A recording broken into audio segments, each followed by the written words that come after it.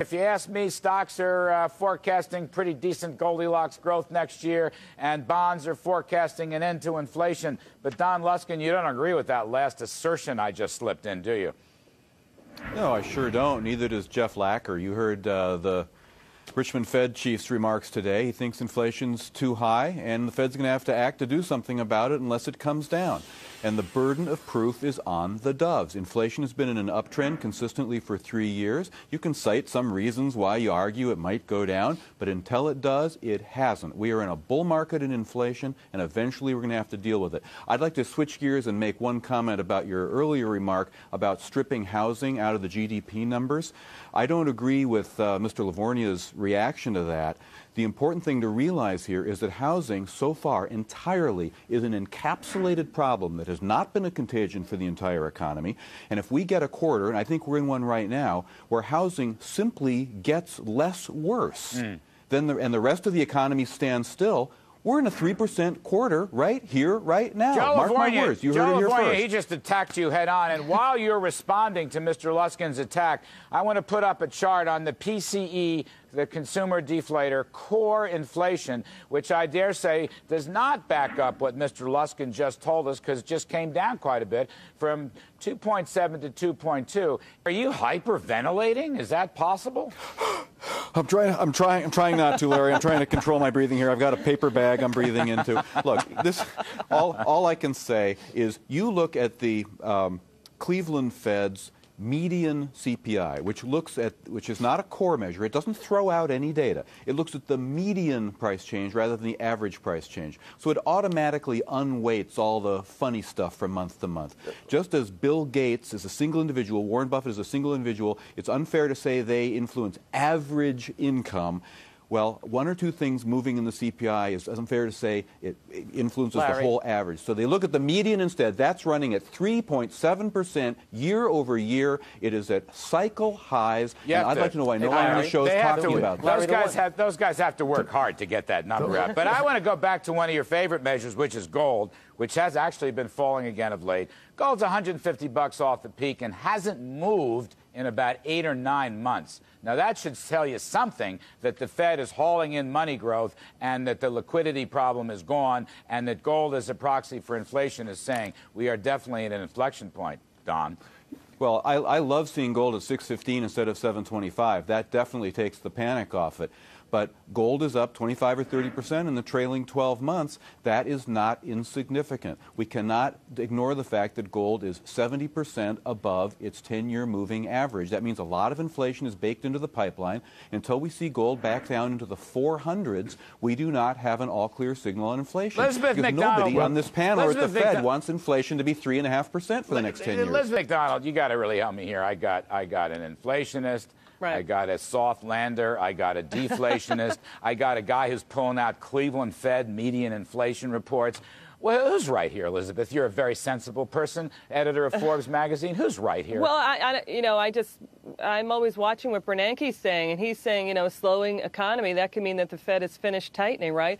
But I think Mr. Luskin is correct, because we always have to be mindful of the money supply in terms of how much money the Fed has been printing and what's being rocketing through the economy in terms of dollar bills. And I think that the money supply still needs to be curtailed back a bit. I think that's the reason why inflation is a bit out of control. Donald, did you rehearse this earlier with Liz McDonald? Did you call her and say, hey, I need a plug?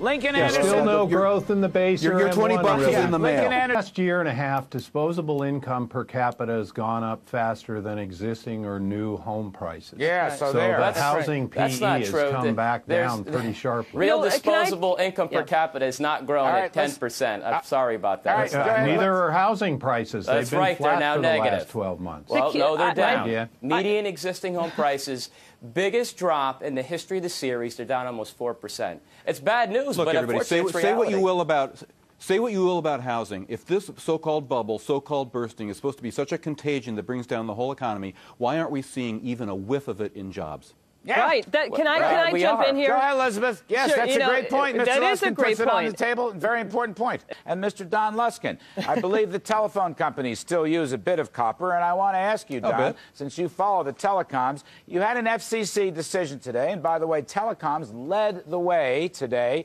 They're letting the, Verizon and AT&T and Bell South, if they ever merge, are going to let them into the TV services market. Now, what does this mean to the telecom outlook? Telecoms, the #1 performing sector in 2006, up 30%. Not to speak of the fact that today the biggest winners were telecom. Bell South up 1.6. Quest up 1.3, AT&T up a point, and Verizon up over half a point. Don, what do we do here on the telecom story? Well, this FCC decision that simplifies so-called cable franchising, it allows people with telcos who already have infrastructure in markets to simplify the process through which they can offer video services to consumers in their markets. And that's just a huge, wonderful thing for consumers and for telephone companies. And it's clear why the telco stocks would be up today. The problem is, it's not absolutely crystal clear that the FCC as a regulatory agency can, with the stroke of a pen, just make all that happen on a nationwide basis in every city, one at a time, throughout the United States. And Democratic congressmen and senators like Dingell and Markey, the guys who are going to be running the telecommunications policy arena when Congress comes back in January, were all over the tape today saying FCC doesn't have the right to do this. We're going to investigate this. We're going to pass new laws that repeal this. So, look, it's great news for telco, but 30% year-to-date, I call that riding for a fall. The Democrats have these guys in their crosshairs. This is my biggest concern for Goldilocks in 2007 and the stock market for 2007 is either tax or regulatory tax on business from Washington under the Dems. But wait, these blue dog Democrats are no friends of tax cuts. They are so-called fiscal conservatives, and they want to see less spending, but they want to close the deficit. They're obsessed with the deficit, and if that means raising taxes, they'll sign up for that. What about regulation? Blue dogs. What about regulation, guys? I want to go back to that. Regulating telcos and stopping the free market. What about regulating big pharmas? What about regulating oil? In other words, regulations aren't scored as tax hikes, although they may have just as bad, if not worse, impact on that. Where do you come out on that, Don? You just mentioned the threat of telco regulation. Look, I think it's a huge threat, and the blue dogs are friendlier than that on those topics than anybody else. But you look at who's in the leadership in Congress. You look at Pelosi. You look at Reid. You look at Markey. You look at Dingell. These are people. You look at Inouye in the Senate. These are all populist fire breathers who want nothing more than to seize regulatory control, and 40 or 50 blue dogs are just going to get steamrolled. All right, the leadership wants to re-regulate. Where is the economy going to grow next year? 2007 real GDP 3.3%. Core inflation also 3.3%. Long bond yield by the end of the year is going to be 6.25%. The stock market will be 10% lower. Today it is currently what, 4.55, 6.25. That is one hell Read of them a and lead. wait. And are you a seller of stocks on that forecast? I'm a seller into strength. First higher, then lower.